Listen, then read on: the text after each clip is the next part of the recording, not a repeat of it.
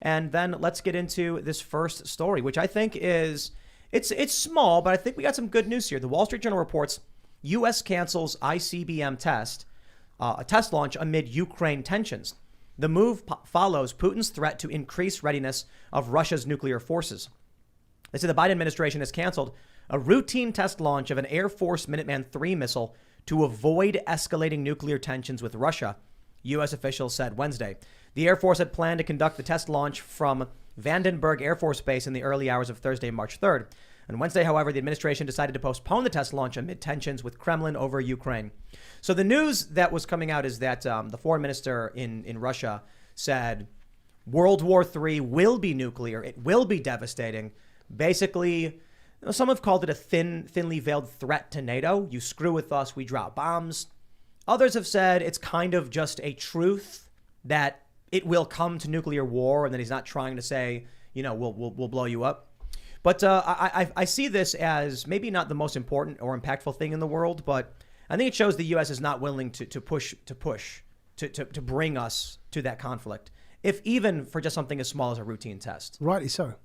But what do you think? Do you think there's a real prospect for escalation outside of Ukraine or nuclear war? There is a danger of escalation if you look to what some of the politicians are pushing there. You look at some of the voices and how they've been talking about this war, and it's worrying. I don't think it's going to happen, but I do worry about some of these voices. It's interesting if you notice a pattern, right? The same voices that wanted to impose COVID mandates on everybody else to protect themselves are the same voices that would want to send our sons and relatives to war to protect themselves.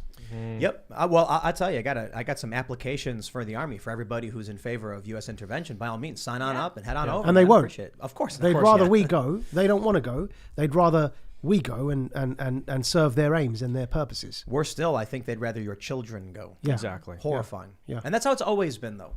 You're still fighting age, though, Tim. Me? I'm 35. I'm going to be 36 in 7 days. You're still fighting age.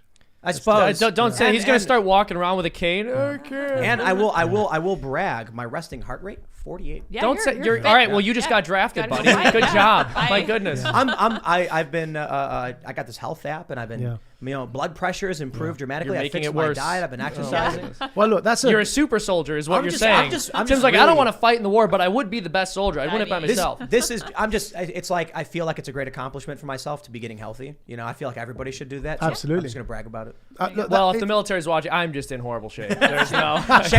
Seamus's feet are so flat. The flattest feet ever. Yeah, exactly. I mean, I can say it's good news. I'm happy they're doing this because it's good to de-escalate. But some of the rhetoric, I mean, we had the Mayor of London talk about, look, if there is a nuclear attack on London, we're ready.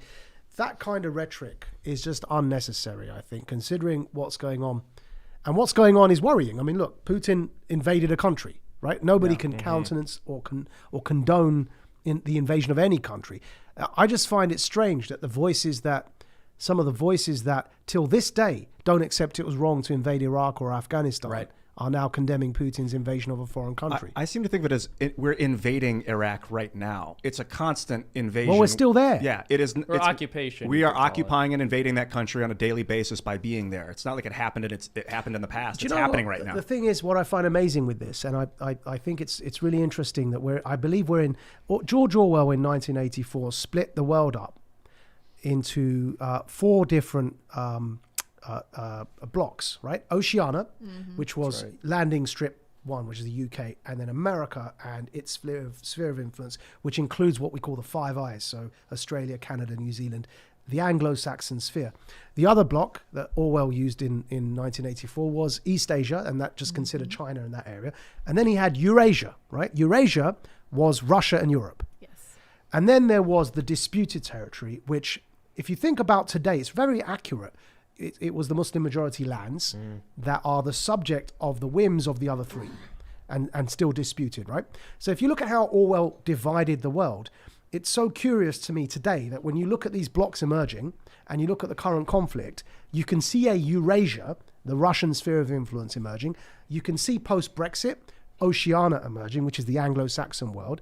And you can see China already there with East Asia, and you can see that they are all fighting over the resources in the Middle East. It's very curious to see how accurate Orwell's vision of the world was.